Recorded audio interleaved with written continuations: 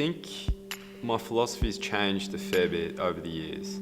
I think that, let's say week 1 of training, you might just be focusing on one specific element and trying to nail that. So like your first touch or something, and then every week or every month or once you've got a skill mastered, it just kind of lodges itself in your brain, and all of a sudden, a year, 2 years, 5 years down the track, you just know what it is that you need to do and what you need to train in order to stay sharp. So there might be 15, 20 things that you just feel you have to do, and you know that.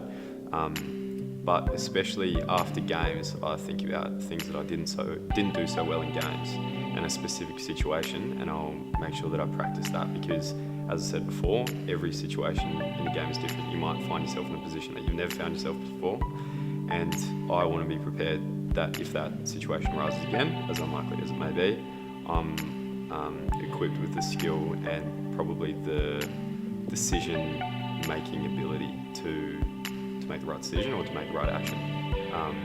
And yeah, I think it's just constantly, when you're on a training pitch, just try and get everything out of every skill you do. If you're just hitting back and forth, try and like pre-scan, try and see what's going around, picture yourself in the game situation, and if you can get more out of every incident on a training pitch, then you can go, yeah, you improve in leaps and bounds. I think depending on the situation, my focus at training will change. Leading up to a tournament, for instance, you're going to be very focused on some technical skills and the tactical knowledge you need leading into that tournament.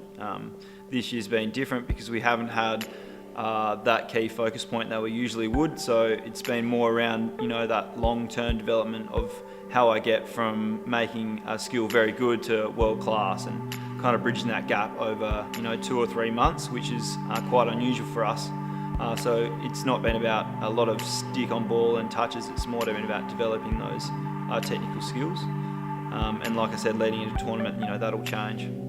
Yeah, I think for me it's a bit of a combination of all 3 or 4 things that you just said. I mean, for me the basics are super important, the fundamentals, trapping every ball, and in the preparation phase pre-game it's about trying to watch every clip that you can, try and get them all in time, that kind of stuff. So for me, yeah, it's certainly about getting as much in as you can in training sessions and gym sessions, but also I think off the pitch is super important as well, with some mindfulness and just that ability to really have a tactical awareness in games.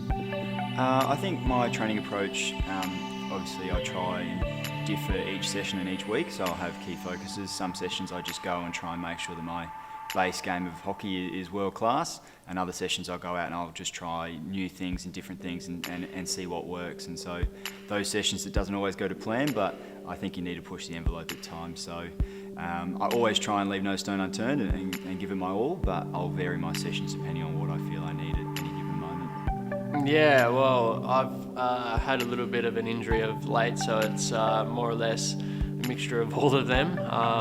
To try and get back into competing to be the best, but also knowing your basics aren't quite there, and it's pretty frustrating to say the least when you're coming back and you know you're much better than what you are.